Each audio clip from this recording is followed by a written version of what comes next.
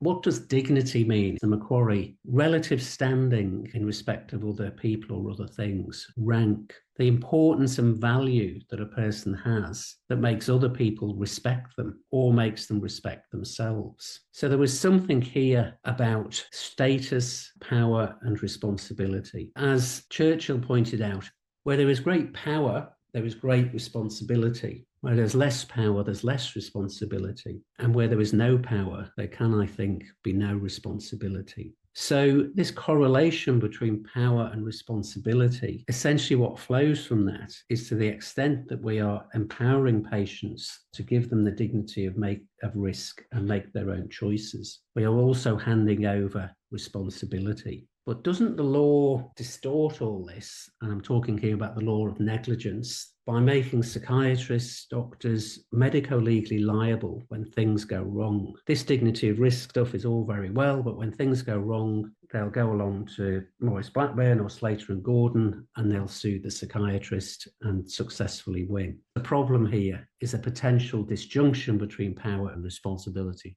The dignity of risk principle. You'll notice that within it, it contains this dubious term, the duty of care. It does have a legal definition, not within the Mental Health and Wellbeing Act, though, within the Wrongs Act. Now, the Wrongs Act is the legislation that will be used against any professional, not just a psychiatrist, but any professional or any organisation when it's being sued in the civil courts for negligence. The Wrongs Act defines duty of care, or at least gives some general principles that the court will adopt when considering duty of care. A person is not negligent in failing to take precautions against a risk of harm. So the failure to take precautions might, for example, be a decision not to certify someone under the Mental Health and Wellbeing Act. A person is not negligent in failing to take that precaution unless the risk is foreseeable. The risk or the outcome of concern has to be something that's not insignificant. And the law says in the circumstances, in our case, a reasonable psychiatrist in the person's position would have taken those precautions, so would have perhaps certified the patient. But what does reasonable mean? Fortunately for us, the Wrongs Act goes on to define reasonable. In determining whether a reasonable person would have taken precautions against a risk of harm, the court will consider, amongst other relevant things, these two things: the probability that the harm would occur if care were not taken, and the likely seriousness of the harm. So in other words, how big is this risk? That will be a consideration when determining whether a decision was reasonable. When the size of the risk crosses a certain threshold, the law is saying that to behave in a reasonable way, we should take a precaution. In our case, the precaution might be, assuming that other criteria are met, might be a thing such as continuing a community treatment order, declining a request for off-ward leave, admitting a patient involuntarily under the Act. But most importantly and most helpfully, the Wrongs Act continues